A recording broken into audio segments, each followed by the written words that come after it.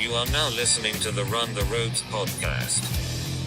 Featuring the Professor, the Hater of Headlocks, the Ravishing Redneck, and LBJ. Episode 2 starts now.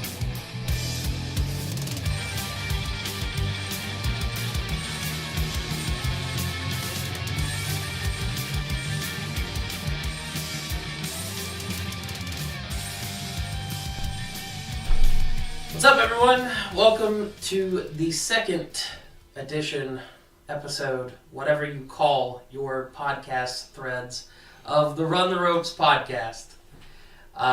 Today we have the Ravishing Redneck. How's it going? The Professor. What's up? The Hater of Headlocks. Yeah.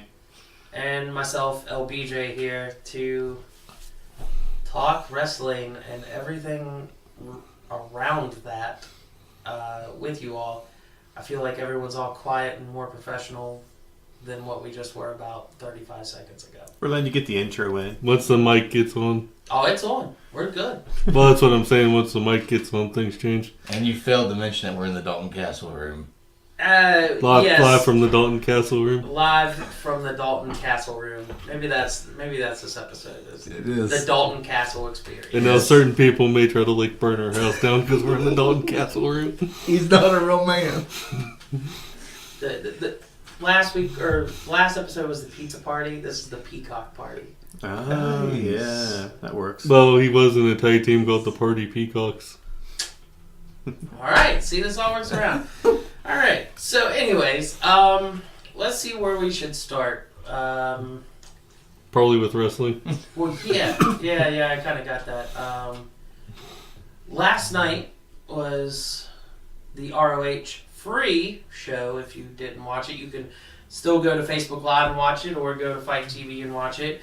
But it was good night. It was good. I enjoyed it a lot.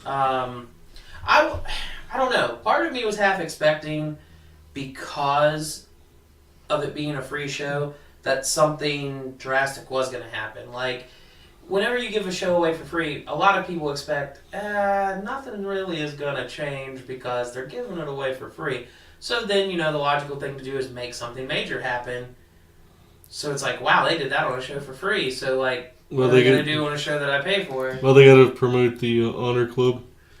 They did promote the Honor Club a lot last. Between every match, pretty much. It was like 3 or 4 times that they promoted that, especially. So, yeah. So Honor reigns supreme. Go check that out. Started the night. So the Professor has been iffy and concerned on the way that ROH is doing business.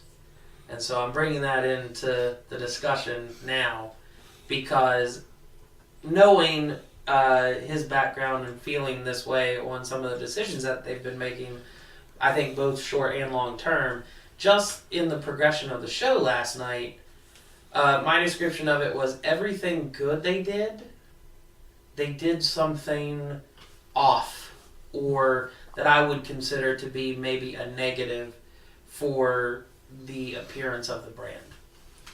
And so, I want to talk a little bit about that as we talk about the show.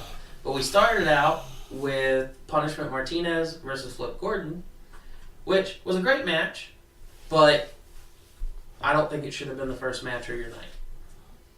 Why not? Yeah. So when you look at the matches of the card, I think if you would have ran a package at the beginning of the card showing what the storylines were, like the Kingdom versus the Bullet Club, and the best. They don't have a lot of storylines. Is the problem. Well, you had the Best Friends versus the Young Bucks. That was going on. Silas Young had even cut a promo originally on Cheeseburger. I understand why that wouldn't be there, because that match changed. Thank God. But give a little bit of a highlight to the night itself and not ROH, and then you could have stuck Kenny King versus Shane Taylor as your first match of the night, because then everyone expects, anyone who's watched TNA and stuff over a while, they knew Kenny King. This is for first time ROH watchers, by the way, not people who generally grizzled watch veterans. it.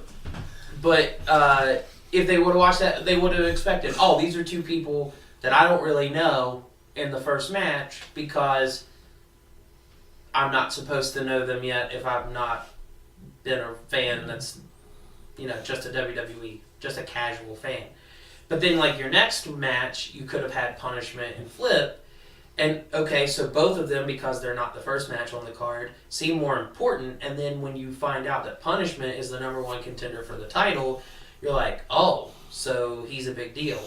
Rather than right out the gate, here it is, and then the next match, oh, here's Kenny King and Shane Taylor, who are not on the same level as we are putting the guy that was in our first bout. I took it as they were trying to hook people, so they put like a pretty decent match on first. Because the Kenny King match was okay, but it wasn't great. So except for that Royal Flush, it was pretty... Yeah. So, I mean, you have like someone who's never seen a product before. Give them something good to watch at first. Otherwise, they're like, whatever. It's, it's a little indie. It's not very good. And they turn it off.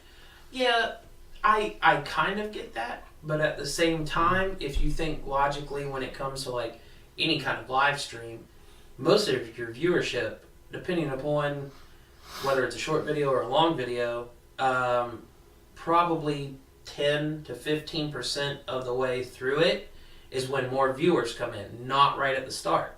So if you're running something that's a few hours long, more people are probably going to tune in 15 minutes in than right at the beginning. More people that are casual fans, I should say, are going to tune in later. So those guys would be more important to see later than right at the beginning, because you'd have to be following Ring of Honor on Twitter or on Facebook in order to see the stream. Most casual fans who started watching it saw it because of their pages that they follow on Facebook, or their friends shared it. And by the time their friends shared it, that match was already well on its way going. The next match that they fully saw was Kenny King versus Shane Taylor. Well, then wouldn't that be like what you wanted? Like, you wanted people they recognize, so you put it in the match they're actually going to see.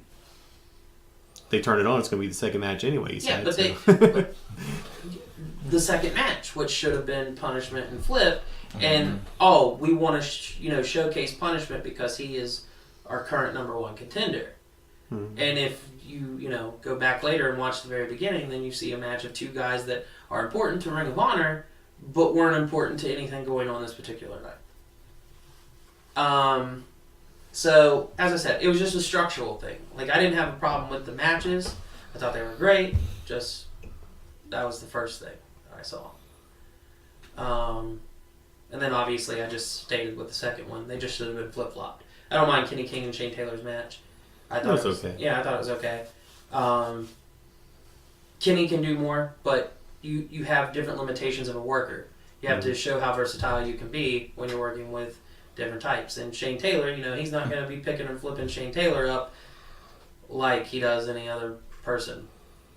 He'd probably still do better than Josh Woods took it. Oh, God.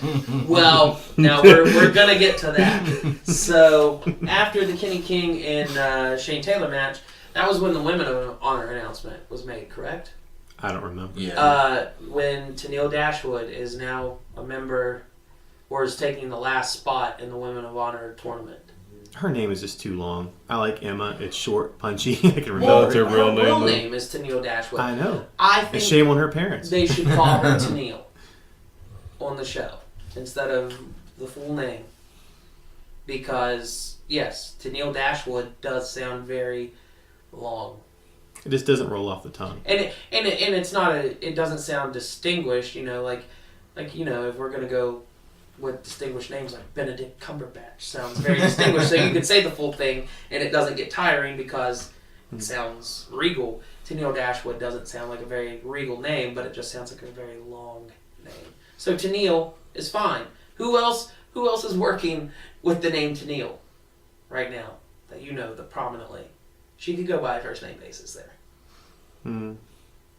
I just get all these weird Captain and Tennille jokes, which is, it's a very old reference. Yeah, Nobody's going to get it. But, I don't know. So I had a problem with that segment too. You would. Bully Ray came out.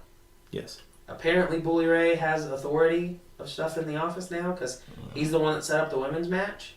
Yeah, something. And the weird thing about it is he came out and he talked to her about the spot. He talked to Ricky Bobby.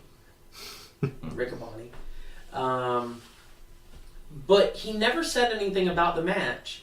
And then Ian goes, I've just been informed by Bully Ray that this match featuring blah, blah, blah, he announces the women's match, is going to take place later tonight. No, you weren't. He was right there. He didn't say anything about a match. And you just said that he said something about a match. I'm watching this live. I know that he never said anything about this. But Bully couldn't get it out there because of the concussion. He didn't know what he was talking about. So Ian says, Bully just told me. Do you have psychic abilities? Like, you never know. It's in the nonverbals, man. Yeah. He probably had little pictures there, and he's like, well, we're going to have this one, and this one team up, along with, like, BJ's keys and this Gatorade bottle, and they're going to face off. oh my god. He's too busy saying Ring of Honor fans. Yeah. Oh, yeah. I like Ian Riccaboni, but he does. Ring of Honor fans. Like, switch it up, man. Switch it up. Ring of Honor devotees. Just anything. You could just call them fans, too. Like, Ringers. Ringers, yeah. honorees. Mm. Anyways, so that was Did all small Supporters of the things. honorable All ring. small things. Just, everything good. Are you turning into No Fun Done there with all your production complaints? So okay, let's go into the next match. But Is it going to be too dark next time? No, But let's acknowledge though that your 2 complaints No so far fireworks. have been very minor. that's what I'm saying. Very minor. That's what I'm saying. It's just an outline thing. If someone's looking at the show critically, instead of like if every little thing matters, if it's production that counts, there were minor things, but decent things. If it's why you see sometimes or you hear sometimes when they say that Vince is so crucial to certain things, it's because so that no one has those little minor issues. I'm not giving any credit. Until they have major issues. I know that there's problems all around. I'm talking like you've seen like the openings and the production things for in between the matches and stuff on WWE. And yeah, okay, maybe commercials. Like why the hell we got commercials on a pay-per-view? But like Because you got to sell shit. well, I meant other Finger products. licking. Not wrestling products, other stuff. But like the video packages are phenomenal with WWE. They're very attention to detail. They don't like to mess them up. And so No, they just match there's up the segments matches. in between. Yes, but And the still. booking. If it was nothing but video packages, they would be fine. Yeah, but Video regardless, packages I'm and talking about highlights. the little- Tune into little Monday Night segments. Raw for a 3-hour video package. It'd be the best episode of Raw that they had in a while. I mean, that's practically what they do. Anyways, video packages, backstage vignettes where they're talking and everyone's facing the camera. At a weird angle, watch TV, like, turn to like a 65-degree angle from the TV. And then like, it's intercut with like little sparse 5-minute boring matches. Just They've keep changed punching. that formula quite a lot. Like, the shortest match, I think that was one there. I think they had a Nia Jax squash match last week. Against a 16-year-old girl. What? Yeah, she was like 16. Really? Yeah. Did they know that she was? I think it's actually illegal in whatever state they were in for her to work, That's but weird. still. That's really weird. Uncle Dave Meltzer says that he thinks it was an accident. Like, Okay. they just didn't catch it. Okay, because I was going to say, holy crap, that's crazy. But anyways, Actually, if they beat up other- more children, I'd be more inclined to watch the show. other than that like squash match, I'm pretty sure every match was. I don't think I caught all of that, but Robin was spit out his drink. One of these days, I'm gonna get him to do a spit take, and I'm gonna love it so much. Pause. Anyways, I think most of the matches were all like 10 minutes or longer last week, and I've noticed that that's been more of a formula. Like the 5-minute matches aren't so much a thing. Like they will randomly put in a squash, like for Asuka or Nia, or when they were doing it with Braun. But normally, like matches go about Now it's just on SmackDown with the 9 Bludgeon Brothers. to 10 matches. Yeah, the squash matches on SmackDown are Bludgeon Brothers. Now SmackDown though, they have the opposite problem. Like with their U.S. title tournament that night where they just did the last 2 matches and then had the final match instead of having it at Rumble, that was the most boring episode of SmackDown Live I have ever watched. And all those matches were like 20-something minutes. And I was like, why is this match this long? It's someone I don't care versus someone I do care, and you're not going to push them, so why am I sitting here watching this? That Xavier Woods match lasted forever. It was 3 segments of the show. It's like it was too long of a match. And then the Mojo and Bobby Roode match was too long of a match. Any Mojo match is too long. And then Jinder versus Bobby Roode was too long of a match. So like, it could come back to bite you. It depends on the talent that's working your matches as to how long you want them. On Raw, they seem to have an okay balance. Like the Asuka and Bayley match, I think, was the second longest match there. Last week, and I timed it because I had actually made a poll, and it ended at the exact same time that the pinfall happened.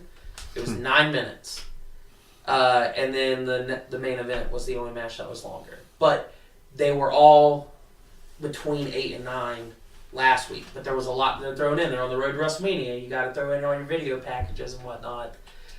But before they were doing that, like before the Rumble, they were longer matches, except for the 25th anniversary. That was just a fiasco of 3 hours. It was so dumb. I didn't watch it. I knew You better. didn't miss anything. I didn't figure I would. Okay, but anyways, back to Honor Reigns Supreme. We've been off. Back to a good wrestling promotion. So the next match, we had Silas Young versus what was supposed to be Cheeseburger, which I'm sure apparently casual somebody fans ate would have liked Cheeseburger. that anyways. But he got the flu, and they replaced him with Josh the Goods Woods. Of all the people. That's my major complaint. It's Josh Woods. I don't know what goods Josh Woods has, but they're not in wrestling. Silas made him look good though.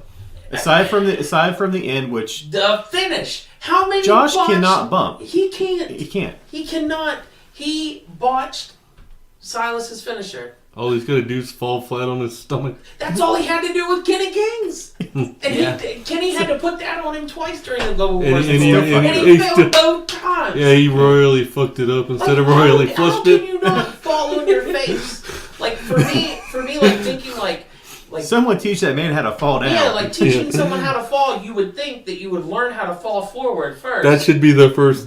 Well, then backwards, because you've got to... You can see what you're doing when you fall forwards. Backwards is kind of a trust thing, but...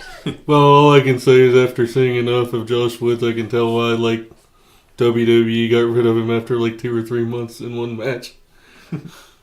He was signed? He was on a developmental contract and was in some battle royal in NXT. And that was the only match he had. Gross. And so I'm like, I'm thinking, like, whatever they were teaching him, he wasn't getting it. Because I'm guessing, like, somebody tossed down a sandwich and we're like, pick that sandwich up. And he's like, what's a sandwich?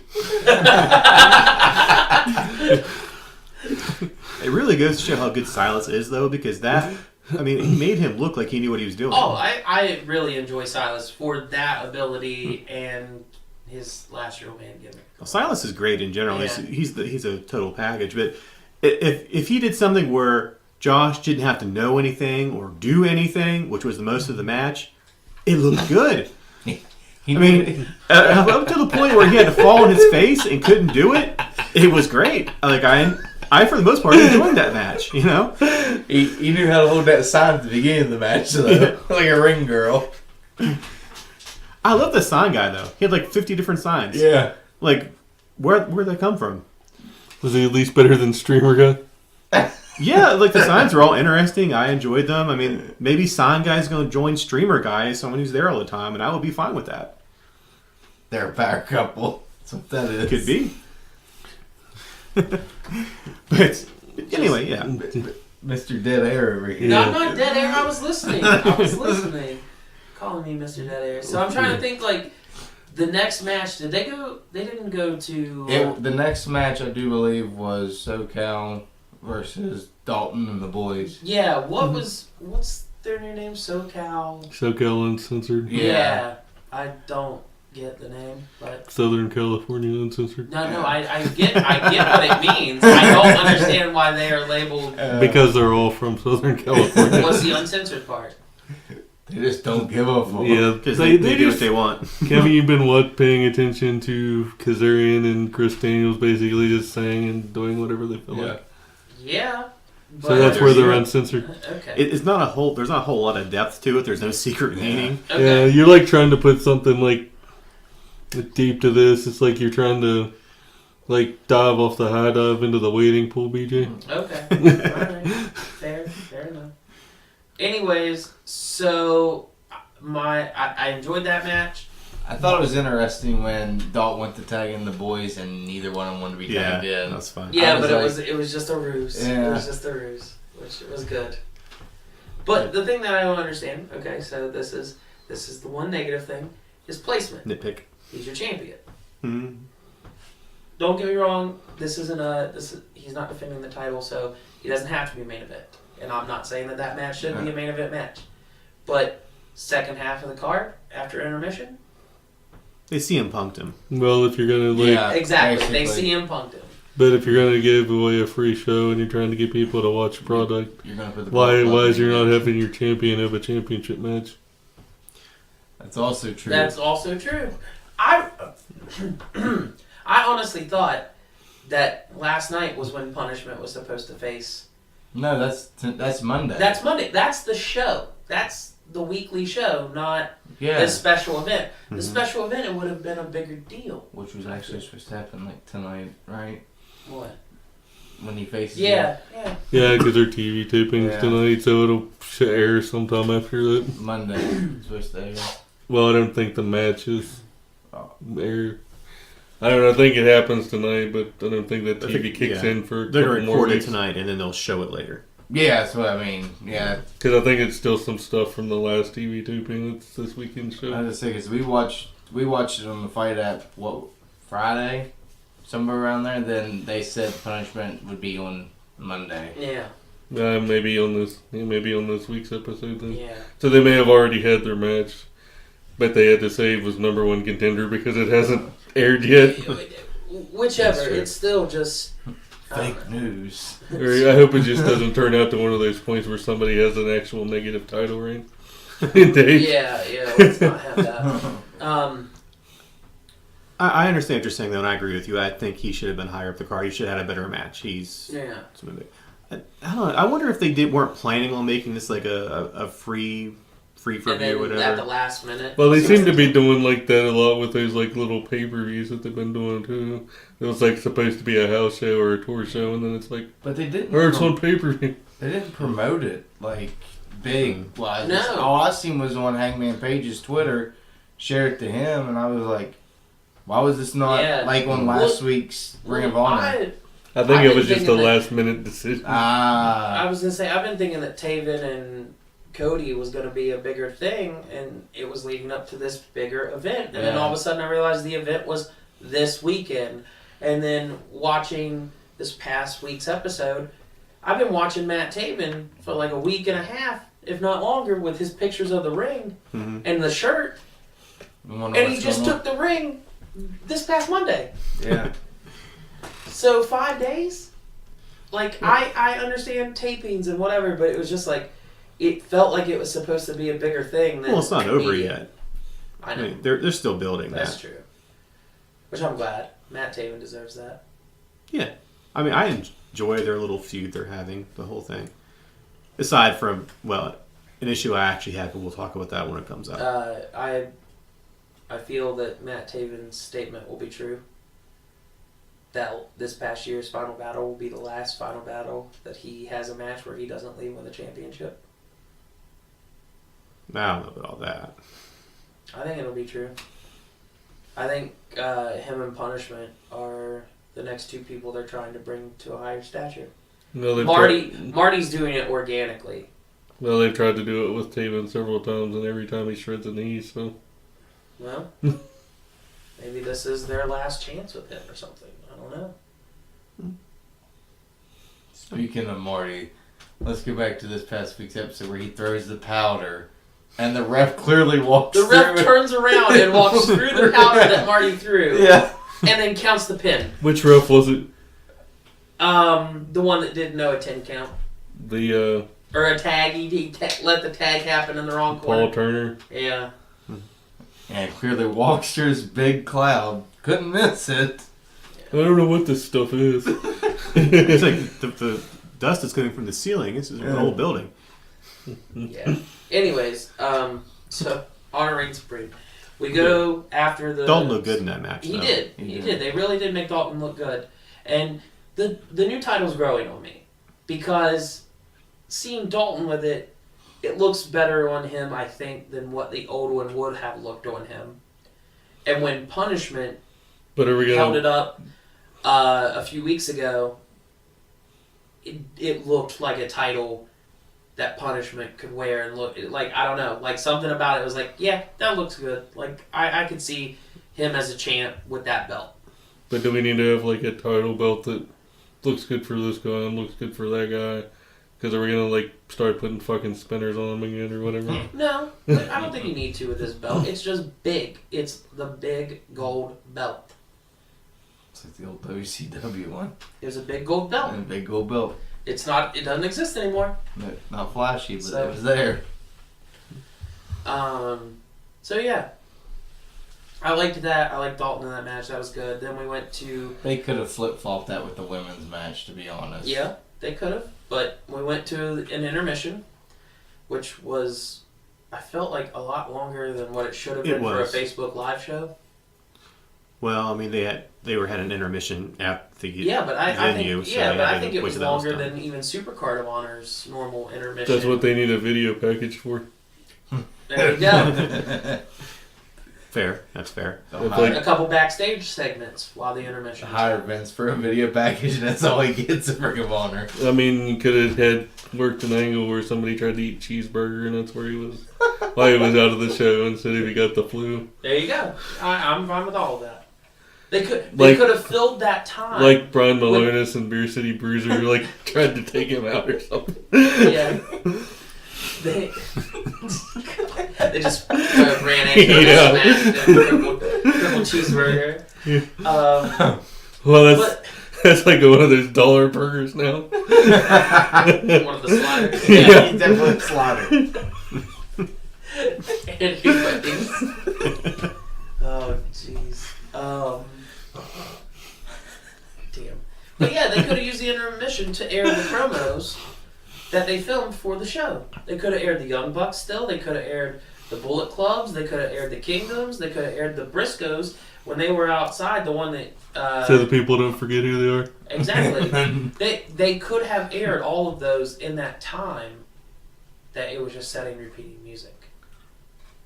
So, nitpicking of production. You could have just aired promos. Or you could have did the old Jay Lethal, do you have knee pain? Over and over again. No, they make me want to clean out my CPAP machine. That I don't even have. Super beta prostate. Yeah. I told BJ that we were watching, like, why are all these commercials for old people? He's like, I don't know. Sinclair, man. Yeah. Sinclair broadcast. No, I think it's just because, like, when it airs on, like, regular TV, too, it's, like, on... like late at night, so they're like figuring the old people are still watching. They're watching wrestling. It's like the old guys are still up, like watching it because they keep having to go to the bathroom because of their prostate. Dude, you got prostate pain. Oh, I gotta go check my prostate. I'm gonna clean up my sleep app machine while I'm at it. Joey Ryan in 10 years will be doing the prostate commercial. Now he'll be doing Viagra and Cialis, laying in a hammock, all hairy and whatnot. Great body hair. Yeah. Rubbing some lotion on his great chest. That'd be great. Oh, God. Like, guys, you want to do this? I think the Peacock party try taking full hold right now. Try Joey Ryan's meal enhancement formula. Take these. They're called the King of Dong Style supplements. Then he pulls out the sucker at the last minute and pops it in his mouth. And we even have it available in candy form. Oh, Oh man! All right, so we're definitely off the rails. All right, I like it though. Oh my god! It was only a matter of time. Oh yeah, it only took us like a half hour. Well, I mean, I was telling Ellen about the tag team I saw called the Pull-It Club. Pull-It Club? Yeah. Nice. Go ahead. It was a tag team called Massage Envy, along with a guy called Johnny Cockstrong, and together they were the Pull-It Club. Well, so we should try to get them for an interview. That's what I'm hearing.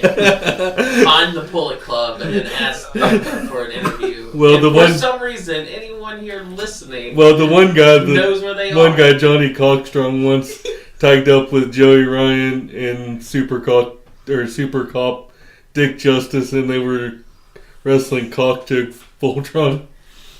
There's a lot of cock in there. Yeah, there was a lot of cock in there. No. That's what she said. Oh. Oh man. All right. So After intermission. After intermission. The Briscoes BJ's come favorite out. team.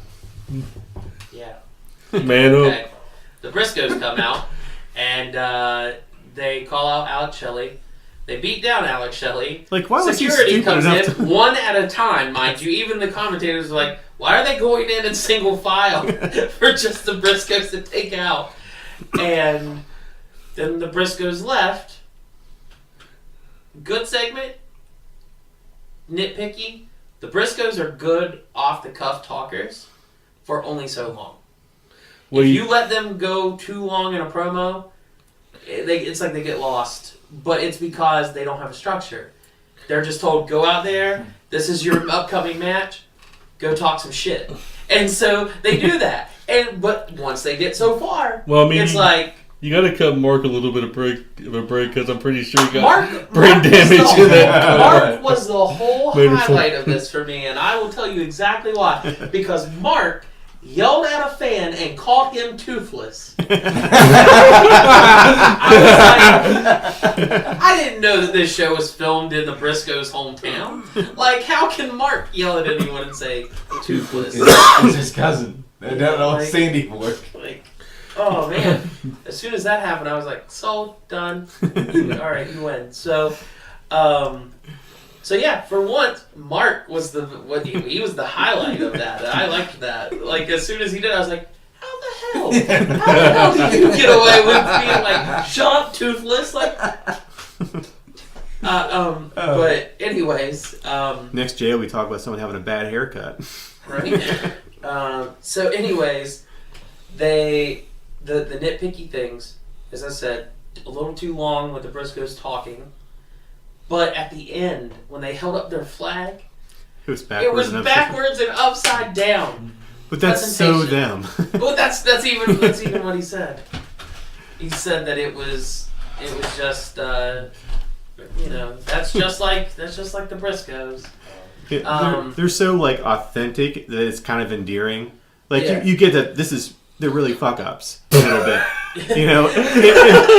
in a lovable way, Yeah. Like their gimmick is probably not far off from who they really are. Well, that's what Jay said about cutting promos. Was he tried to learn how to cut promos and couldn't do it, so he just came out there and talked like he always talks. Yeah. Well, I mean, I feel like that's what he always does, but it just kind of came off. It just kind of came off in a weird way. Like I said, just a little too long. Segment itself was fine. Then we get the women's tag match, which I don't know much about Stacey Shadows, so I don't know how much experience she has or anything like that. So just from a standpoint of seeing her this time, she was okay. Yeah, I thought she was okay. I liked her when she came out. I liked her. Yeah, I think she's got like 10 or 12 years experience, so she's got... Obviously, Kelly Klein. Ooh. She knows what she's doing. Kelly's really good. Kelly Klein. Yeah. She makes me the king of dongs toe. I'm sorry. Wow. Sorry. Wow. I can't help it. Quit rubbing her nipples, for God's sake. But it just feels so good, I can't stop. He's now Corey Graves with Mandy Rose when it comes to Kelly Klein. Oh, I know all about Mandy Rose, what he says all the time. Anyways. She squats 500 pounds. Enzo knows all about her too. Oh wait, no, That's Liv Liv Morgan. They're the same. They're You messed... interchangeable. No. They're what? interchangeable. What's that? They're interchangeable. anyways, at best, they're interchangeable. The only thing that can make Mandy maybe stand out is the stuff that she's doing with Goldust. We'll see how that goes. But back to Women of Honor. Yes. So Brandy's on commentary, which is fine. I enjoyed needs that. to be I thought that was but cute. every couple of minutes, every so often, something seemed weird there, and I don't know. I think she's still coming into her own on that, so I'll give her the benefit of the doubt there. Then you had Tennille and It's Emma. whatever. Tennille and Oh yes, I remember. I was there. Rob showing his selfie with Kelly Klein there. She make my pee-pee go. But don't. Wow, Sorry.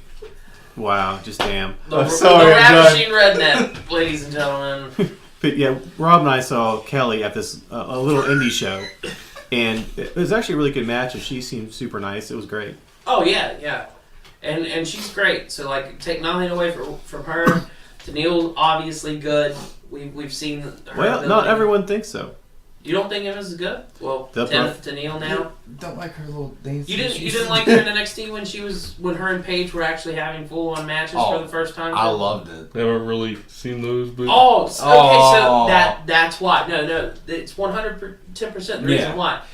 Okay, so Emma and Paige were the real starters of the women's revolution because in NXT they were having full on matches, superplexing, like doing all these spots that women don't do, and they were the ones that were competing with each other constantly. And then the title got introduced, and they were fighting some of the veterans like Natalya and stuff in matches. But then when they brought Paige up, they kept Paige the same exact way. When they brought Emma up, they didn't really let her wrestle. It was about her gimmick, and it wasn't about her ability. That's WWE in general. Well, no, it was, but that's your exact reason why you're not impressed with her is because you didn't see what she's capable of. Go back and watch the very first takeover. Go watch the first takeover of Emma and Paige. That match was awesome. And when I saw that was the first time I was like, oh wow, women's wrestling's about to change once these guys come up, because I really hope we get to see Kelly and I'm still going to call her Emma. Kelly and Emma go at it in that Women of Honor tournament. They keep teasing that they're gonna, like they were doing that whole match was that they were gonna finally have an altercation, and they didn't really have much one. But let's get to the bigger issue at hand here. The problem with the whole thing, Mandy Leon. She is the Nikki Bella of the Women of Honor's roster. Pretty much. Yeah. I'm glad nobody can see Hot that dance. garbage. Wow, you skipped hot mess and went straight to hot garbage. That's because that's what Mandy and Nikki Bella are in a ring. I'm not talking about personalities. I'm sure. Oh, she's still garbage. I'm sure Mandy has an amazing personality compared to Nikki Bella, but in ring ability, like there's just a lot to be desired in a quality of an athlete that they don't fulfill, and that's the best. That's the nicest way I can put it. I don't want to put it blandly. Just like there are so many things that I saw there that I'm like, you should not be in the spot that you're at. They had 3 women who can wrestle, and then they had a WWE diva who doesn't work for that company, who's just kind of there to. Well, yeah, she's basically. I think she went like past like the hot garbage and the dumpster fire, and now she's like a flaming garbage truck. Like rolling down the hill into a gasoline truck. And as I with said, Braun popping out of the back of it. For me, the critique is pretty much just on ability. The reason that I compared it to the Nikki Bella is because the red attire. But actual wrestling ability is probably on par with that as well. Her last match I watched was like that bad video of Sasha being like horrible with kicks and stuff in the women's rumble. That was like everything she was doing. Like she was doing like the face Can we just have stomp wash thing, and you could tell that their foot was like 6 inches from the other person's face. Rob would love to have Vita Scott come back. I would. Do what? You would love to have Vita Scott come back. Yeah. He would love to marry her. Yeah. But anyways. That could be the next Mrs. Professor. Oh. All right. Anyways, He's silent now. She controls the whip while he wears the mask. What? What? Whoa! We're in the Peacock room. Peacock room. Let's. I don't even know what Teddy's talking about at this point. Went from Kelly Klein and went He was downhill. still envisioning the wedding. Anyways, that was the worst segment there. I think he's still thinking about Kelly Mandy. Klein or something. Don't tell everybody. But everything else. That match really could have been good if she wasn't in it. Yeah, But if it would have been. It was anyone okay. Else, It was okay the way it was. But so after that we got Was it the Bucks? no, the Bucks was the main event. Oh, that's right. There was another match that happened. Oh, Jay Lethal versus Jonathan Gresham, which Oh, was yes. arguably the match of the night. Oh, that was really, really good. It was. It was sold, like, everything was sold so well. I have my one little nitpicky problem with that, too. What? No, I'll explain it. I think you'll understand when I explain it. But I specifically, trying to teach B. Marie, as everyone knows her here from listening last time, I basically called how that match was going to end after the second attempt for the lethal injection. That he wasn't going to do a third. And that he would probably win by submission, which he did. Mm-hmm. But here was my issue. It made sense, though. Early on in the match, just a few minutes in, Gresham on the outside goes and jumps, hits his leg on the ground, and buckles his knee, and is selling that his knee's hurting. But throughout the match, there wasn't a ton of focus on that knee. So it's like we're just supposed to remember that he did that earlier. While Jay Lethal, the entire match, his wrist was getting worked on. He attempted a lethal injection on his own, and his wrist gave away the first time, and he almost fell on his head. That was a great spot. Yeah, it was. It really was. Then the second time he goes to do it, Gresham runs and kicks him in the wrist. That was my favorite thing of like the whole night. It's like, that was vicious. Yeah, I loved it was. That. It really was. Like, it was good, but it was like he attacked that wrist the whole time, so he couldn't do his finish. Mm-hmm. Gresham's legs hurting him, but you don't get that sell throughout the entire match because Jay Lethal's doing the elbow drop and everything else. He wasn't really working the leg as much as he should to make it a focal point. Like, you knew Lethal's wrist the entire time was damaged. But it's like you almost forgot about Gresham's knee. So by the end of the match, when Lethal hooks in the figure four and makes Gresham tap, Gresham's a submissions wrestler. I mean, he's a technical wrestler. So seeing him tap out is kind of insulting for him, so to speak. It would be better to see someone, hit him with a finishing move that knocked him out for 3 seconds than to have him tap. Unless his knee is badly beaten on. Yes, he tweaked it at the beginning, but we didn't have that follow-through throughout the match. You also saw that he had already had it wrapped. Yeah. So there was kind of like what the Bucks did. There was a pre-existing injury that they worked on. Right, but the problem is it didn't seem like his background was as prominent as when the Bucks are doing this with Matt's back right now. Yeah. So, I don't know if I've just missed something with Ring of Honor lately or whatever to know that Gresham has a bad knee. But for the match itself, it looked like he hurt it early on, and then we didn't talk about it until the end when he tapped out. And no one really talked about it then. They just said kind of that he tapped out. I remember it differently. I remember Jay working on it pretty consistently after. I mean, there was this little delay. Then, he realized that the knee was damaged, and then he went after it. It wasn't It wasn't the only thing he went after. Yeah, but he kept going back to it. That's what I mean.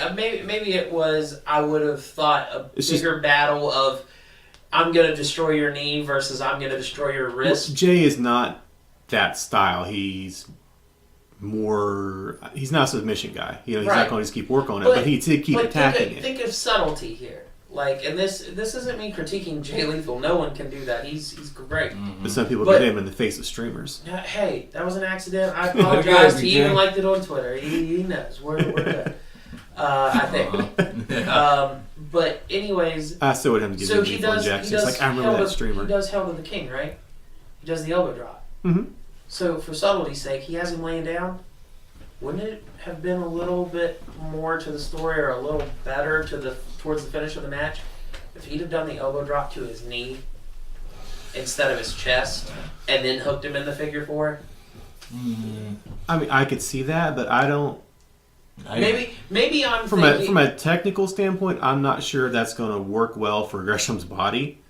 right, Like but for safety reasons, I don't. Maybe that's why he didn't do that. maybe I'm also looking at that particular match because it was the match of the night, and it was very at times technical, and it was story driven in the match. Maybe I'm looking at that with New Japan eyes, so to speak, because I feel like in New Japan, that's what someone would have done. Instead of hitting them in the chest, they'd have kept hitting them in the knee to try to damage that knee or whatever. Well, they've kind of been building that knee thing for a while, though. See, okay, so that's exactly what I said. So maybe I missed something. If you watch the Josh Woods Gresham matches, they kind of were working on both kind of getting vicious with each other. Okay, with so body see, parts. that's what I'm missing is that I hadn't caught up on the weekly show. But okay, so that's why it still counts though for the nitpicky part of a casual fan who's not seen Ring of Honor. They saw Jay Lethal's wrist getting worked on consistently, not so consistent with Gresham's knee to the point where he tapped, and I felt like they were trying to sell him on being this technical specialist and submission wrestler, and then he just tapped out to someone. It doesn't make him look as validated as they were trying to make him. It does from a long-term perspective of someone who's been watching. It doesn't from a short term. And it seemed as though with Facebook Live, they kept reiterating, if this is your first time watching, so it was kind of like they were directing those viewers. I really wish Gresham would have won that. I do too, but at the same time, He's so underrated. Time, it's like I know no one's gonna like this here. At the same time, it's like the Cena rub at this point. If people were putting on good matches with Cena and he'd give them the respect at the end, even though they lost, you know, it was a good match and really showcased them, but Cena still won.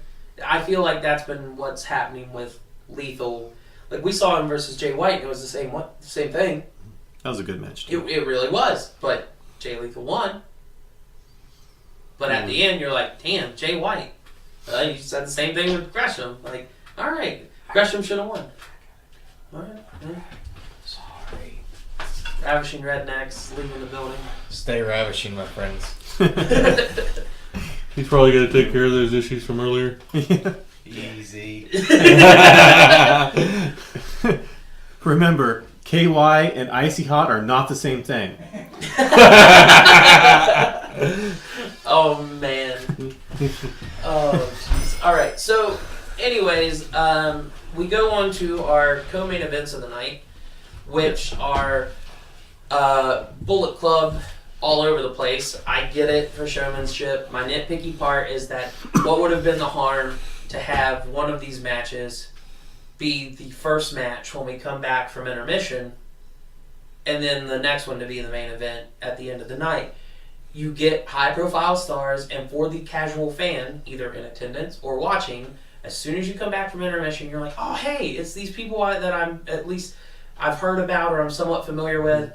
Then you watch another match, and then you get the main, where it's these other people that you've watched and heard about, rather than they're all the way at the end. I know market value, you save your best for last, so to speak, but in a show where you had your champion before your intermission and his number one contender in the very opening match, I don't see why you couldn't have had Bullet Club be in this part of the show and at the end, rather than they took up the entire spectrum of the last hour, so to speak. That was my only nitpicky thing there. I'm not mad at either one of those matches. I thought they were good. I especially like the finish for the six-man tag, where Cody channeled his inner gold dust. Spoiler for Rob, because he didn't watch. But he put Taven in the corner for Shattered Dreams. And He even did the he even did the gold how to dust, like describe. rubbed up his body and exhaled.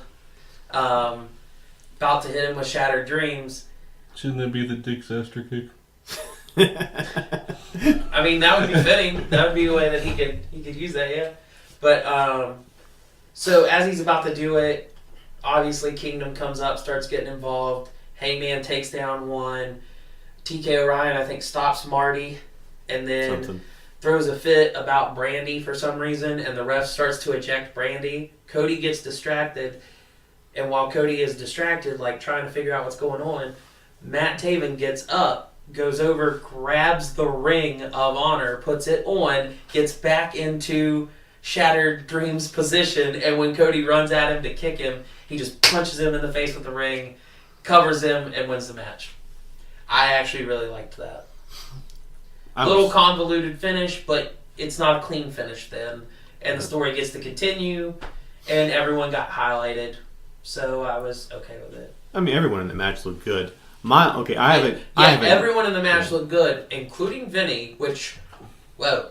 He's not as bad as you think he is. I just like to shit talk Vinny a lot, I guess. Must be It's not really that I despise the guy by any means. I think he's just, everybody has that one person from shows that they like to be like, yeah, that guy, mess with that guy. That's my guy. Like, right yeah, there. yeah. So Vinny's like, yeah, that's the, like I like the Kingdom, but I just Vinny. Bleh. Okay, that's weird. But I have a little nitpick with this one. I don't like how facey the Bullet Club was presented. Like, they were just super duper, Boy Scout face through almost that whole match. You had the villain basically not cheating the whole match. No, I've noticed that too. And so there's a bigger story here that we could talk about right after this. But yeah, he wasn't cheating or anything. The Bullet Club was very popular before this particular incarnation, but they were heels. Yep. Adam Cole was not a face. He was a very popular heel. Everyone loved him.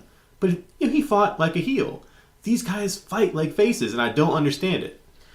I think for your specific example, that will change soon enough. But I'll wait until we're done with this card to tell you why I feel that way with that. So stay tuned. Well, I mean, if they're this far in... This card we've been talking about for like an hour. It's literally 50-something minutes. I mean, it's fine.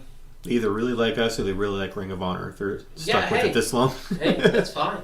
I enjoy talking about Ring of Honor. And they're probably just busy searching for the Bullet Club on Bullet Club. YouTube now. Hey man, I need to find them on Twitter and tag them for this episode specifically. Be like, hey guys, like we've talked about you a couple times. You want to do an interview? Like, we want to find out all there is to know about the Bullet Club. Anyways, but yeah, the main event, Young Bucks versus Best Friends. Great match. I thought it was good. I liked the Dicks in Real Life spot where oh god, at one point Chuck and he had the glasses on and was smoking a cigarette in the ring. Yeah. while he's got poor Matt in the submission. I about fell out of my chair. Yeah, like I Best Friends are one of those hit and miss groups for me, and the reason why is because they're both good workers. I like it. I also like that at times they don't take them well. A lot of the time they don't take themselves too seriously. Mm-hmm. But it feels weird. Like I never see a situation where they do take themselves seriously for an entire match. I thought this was going to be that match, and it wasn't. And then they started the Dicks in Real Life thing. It's like, oh, okay, they're joking again. And yeah.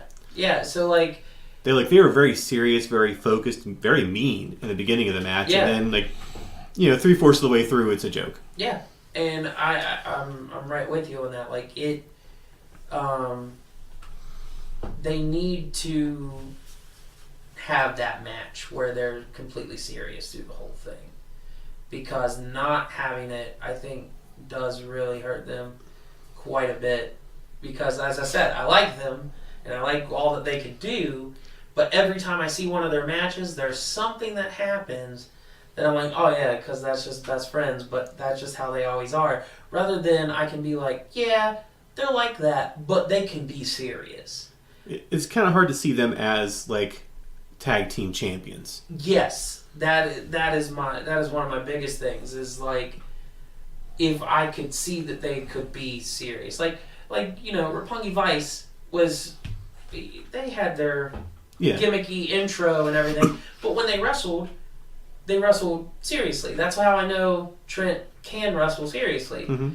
But Trent and Chuck together, it's like no matter what, there's always a point in the match where something isn't taken seriously, or there's some kind of spot that was not taken seriously.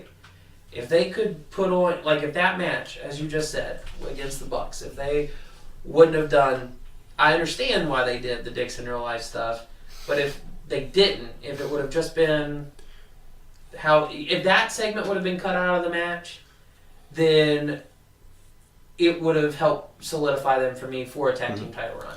Now I'm like, Motor City Machine Guns are competitors all the way throughout.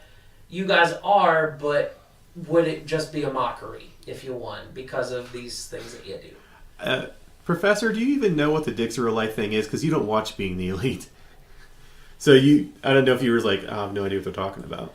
I've seen some kind of T-shirt or some shit. They've been pushing on Being the Elite. They have Chuck and Trent on there, and Rocky too. And Rocky too, yeah. And they wear glasses and they do something like they pull a dick move on something. Whether it's that some guy asked him how was he doing in his match, they just walked him out the building and closed the door and locked it on him.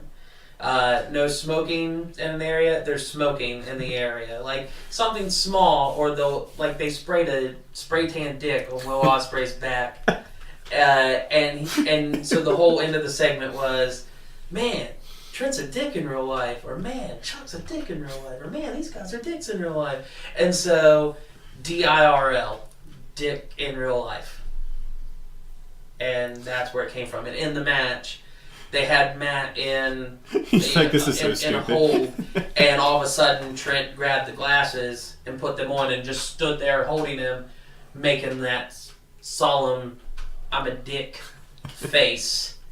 And then Chuck did the same thing, and they both just stood there while they were doing it to Matt.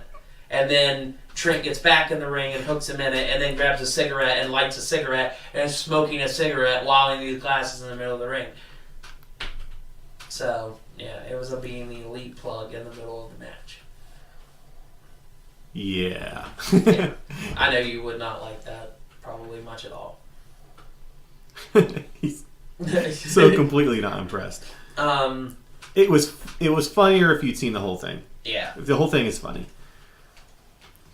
They don't have the Super Kick titles anymore thanks to those two. They threw them away. They put them in a trash can. Total dick move, too. Until Jim Duggan was them. But anyway, so that was the main event. It was a good main event. Honor Reign Supreme was a good show.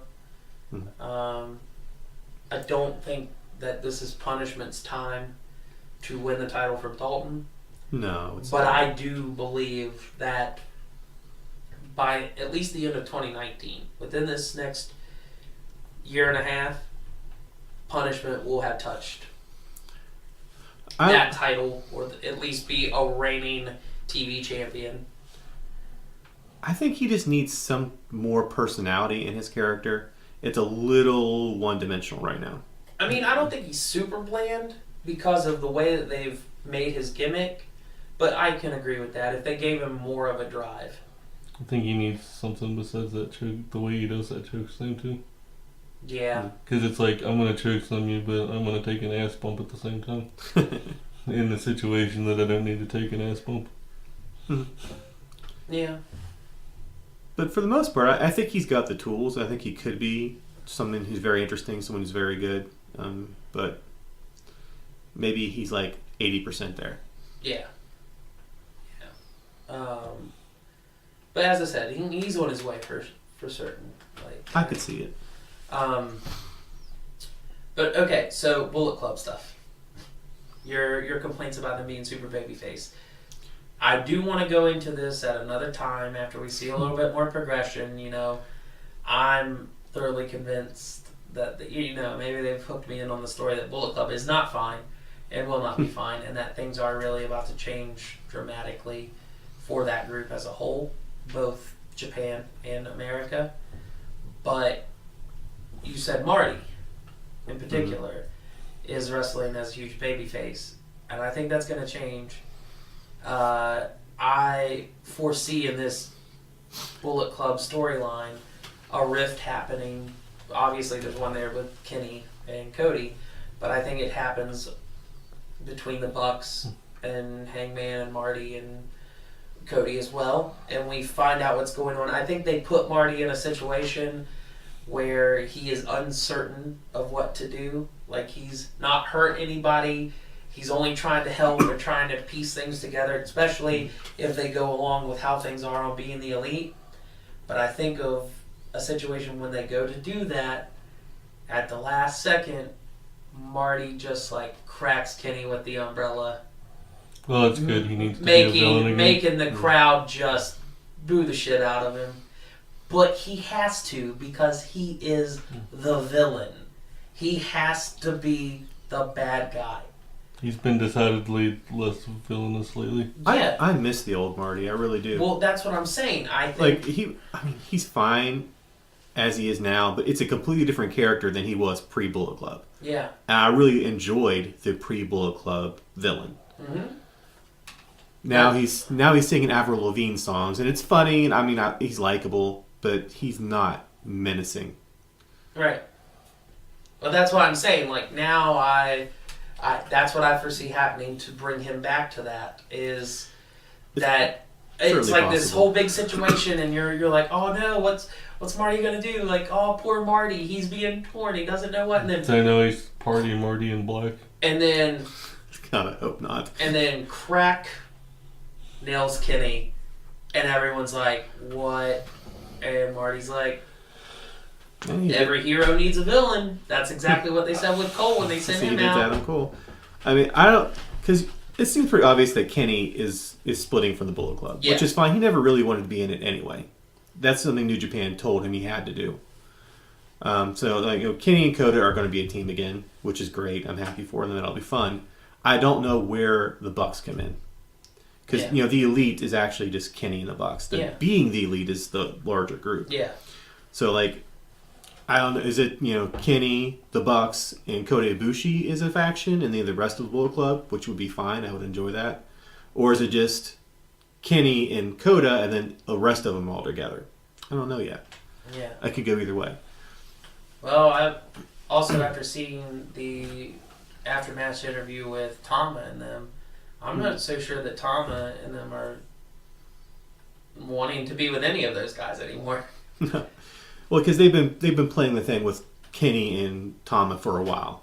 Yeah, but he also, it was the night that they turned on Kenny that he was saying, I think his comments were directed at Cody. Yes, at Cody. That's how I interpreted it. And also said that he wasn't following him either. Mm-hmm. So that's what. Basically, the end result for me is that there is an American Bullet Club. It consists of Cody, Marty, Hangman, and the Bucks. If they do stay, the Bucks are the iffy ones there. Yeah. I don't know who else they would bring in for that, because I feel like you'd have to bring in more than 3 if you're going to call yourselves the Bullet Club in America, just because of history's sake. But I think that this might be a big enough tear to where Tama, Tonga, Fale, Owens, and Takahashi aren't the Bullet Club anymore. If someone's going to change, it would be the American guys. Tama and them, they're going to be the Bullet Club. Well, because the reason that I think that is because the way that Tama was talking about, like, he sees garbage going on in the Bullet Club itself, and so while he's trashing the people, like Cody and Kenny, he's also talking bad about the club. Like, he doesn't really want to be a part of that anymore. I took it more as he and the OGs are going to clean house, and then, they're going to set things back the way it used to be in the Bullet Club. So maybe, I don't really see Tama being the leader, but it could happen. And then, Cody is the leader of the American faction, the same way that Adam Cole was the leader of the American faction. I'd like that. For a Tama push. I'm not gonna lie. I like him. He's good. I just don't. The thing that bothers me is the factions, their leader has to be a big deal. Like the main guys in New Japan are the leaders of the factions. And Tama, I don't know that he's ever going to be one of the big 4 or big 5.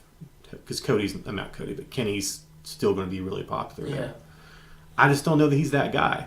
I don't know that the fans like him. I don't know if they're invested in him enough to be one of the guys. And Cody's not there at all. The Ravishing Redneck.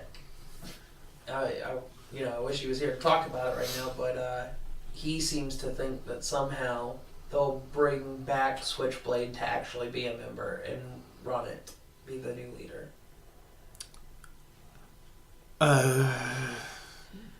Jay's kind of green for that.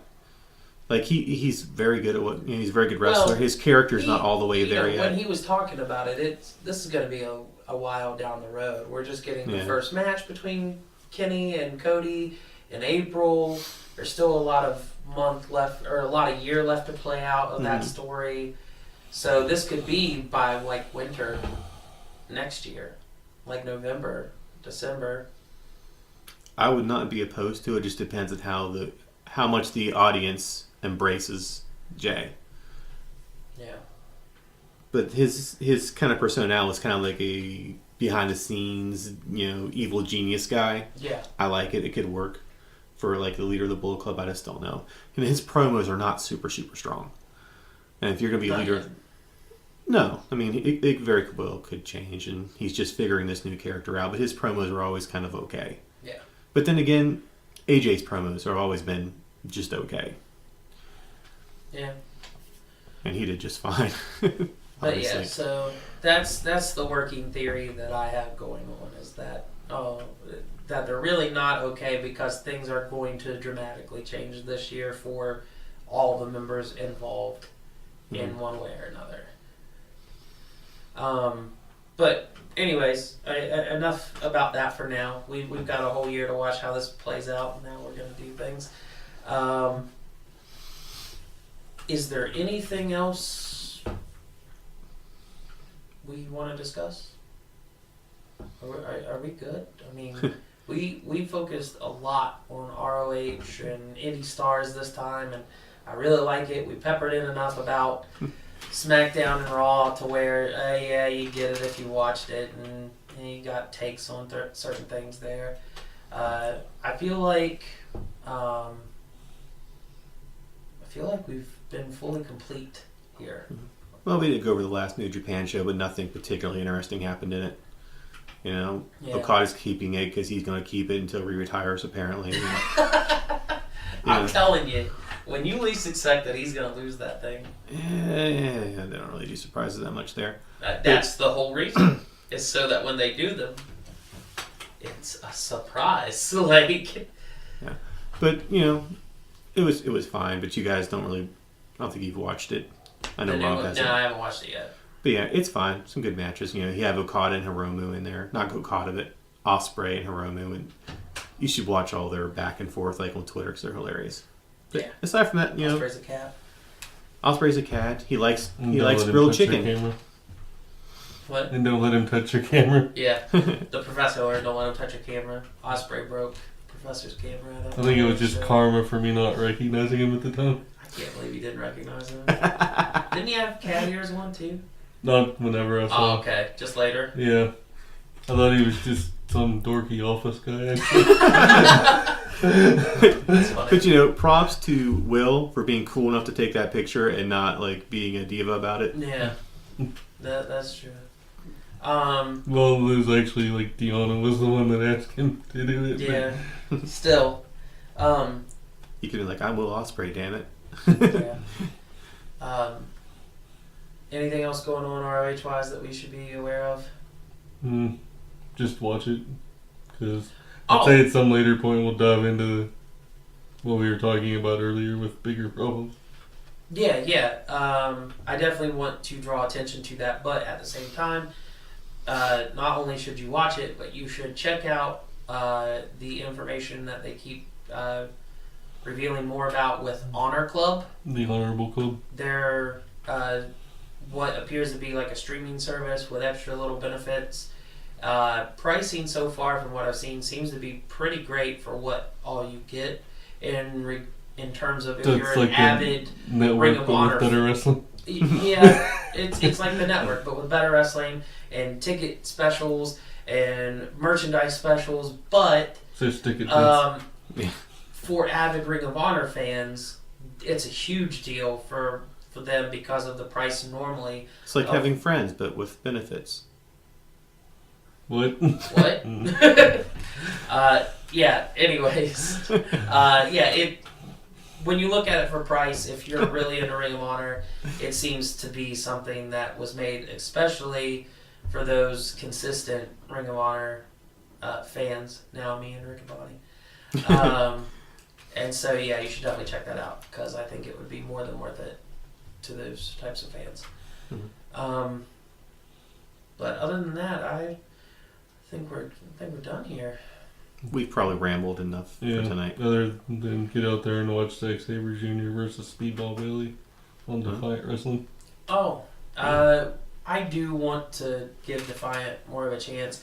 I totally hipstered out on my reason of Defiant because I got mad at the What Culture people. Yeah, that's what I was telling you and you wouldn't listen to me. No, I still don't like the What Culture stuff. Well, But Defiant, I'm just the saying minute that it all happened, they weren't just Defiant anymore. They were What Culture still. And I wasn't giving them one view to get any revenue from me whatsoever because I was mad. So basically you were punishing the wrestlers because you got triggered? I was punishing a company. Because you got triggered? It's not my fault that the company set themselves up for a situation to where their employees got punished because they made poor decisions. But you're still punishing the employees and not the company? The company's not making money. Yeah, but if then they're not making money, the employees aren't making money either.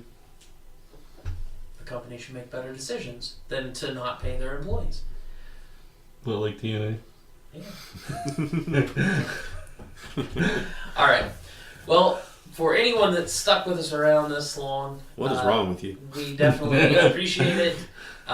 We hope you've enjoyed it, especially for those who might not be so keen to indie wrestling and Ring of Honor wrestling and New Japan. We hope maybe you'll go and check some of those people And change out. your ways? And We'll convert them. Yeah. Stop drinking the popular Kool-Aid and Get drink the other. the Wilders? Yeah. Yeah, we hope you enjoyed it.